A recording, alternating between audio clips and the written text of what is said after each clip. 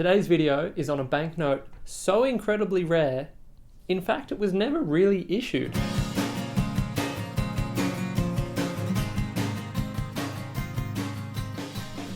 I have here an unissued £1 banknote with the watermark of King Edward VIII. Fun fact about Edward VIII, he was actually the first ever British surfing monarch. That's not his main claim to fame, but here's a photo of him, hanging 10. So it was on the 11th of December in 1936 that Edward abdicated and passed the throne over to his younger brother.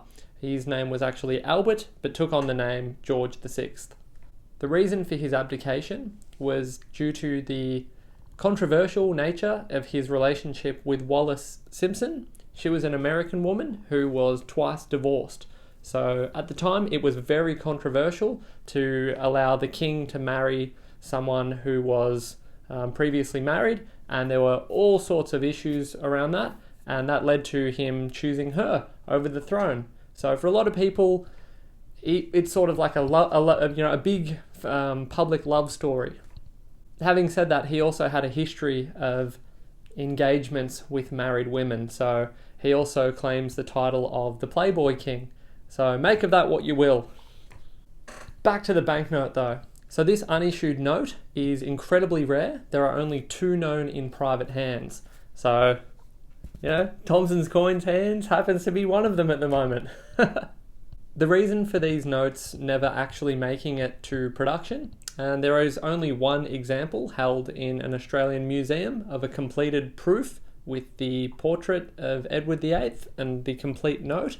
These two are just the blank notes with the watermark design present, and the reason for that was that the design was not decided upon until a month before Edward abdicated. So they took them all this time, as it so often does with things relating to currency, to go through all of the relevant checks and make the decisions.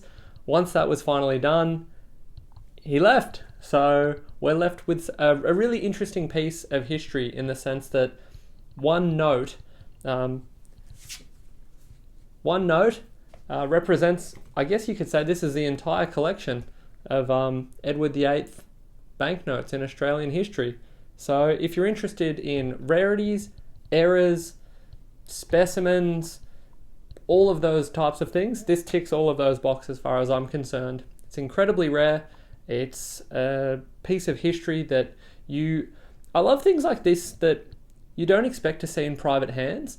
I was at the museum for the Reserve Bank in Martin Place in Sydney, and I saw another one of these. So to see something in a museum that people go and visit to learn about the history of Australian currency, to have and own something like this, I think is really unique and exciting. So I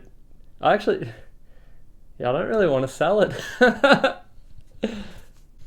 Now, I'm not sure if it was as a direct result of the controversy surrounding the abdication of Edward VIII, but following on from this particular watermark, which was also used for 3 years and 3 months in the lead up to Edward taking the throne, they decided to go with a design of Captain Cook for all future watermarks. So I wonder if his abdication and all the issues that caused was a motivating factor. I'm not too sure, but it wouldn't surprise me because you'll see the watermark of Captain Cook was present right throughout George VI as well as the Elizabeth II banknotes that were rolled out.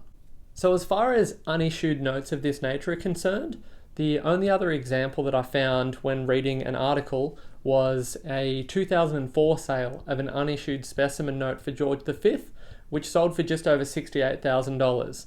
So I think the reason for a note like this being comparatively more affordable is probably due to far fewer collectors of Edward VIII. It's a bit more of a niche field as far as royal collecting is concerned, and even currency collecting. He's a far lesser known king, and as a result, I think it's a smaller market. But that's the type of thing that I gravitate a little more towards those slightly more obscure things. They still hold a great deal of significance as far as I'm concerned in terms of Australian currency history, but it's a narrower market, so you can pick things like these up for comparatively more affordable prices, which I think is a great opportunity for collectors. So there you go. This is by far the rarest banknote I've ever handled, and it's incredibly historic and the type of thing that I think when things like these sell, it's a little bittersweet. It's nice to have handled things that are incredibly rare and interesting and historic, but then there's the flip side of it where it goes into a private collection and possibly doesn't get seen again, you know, in a lifetime. It could be generations before something like this comes up for sale again. But I like the idea of doing videos on items like these because it sort of gives everyone an opportunity to see these things and hear the stories of them. And yeah, I think it's really great. So thanks a lot for watching. If it's the type of thing that you want to learn more about, feel free to get in touch. There's a lot of research that I've done on this particular note, and I didn't want this video to be, you know, dry and academic and, you know, heavy in content. I just want to give you a bit of a highlight, show you the note itself, and just have a bit of a chat about a very interesting king. So if you would like to learn more, feel free to get in touch. Drop any comments if you have any thoughts on it.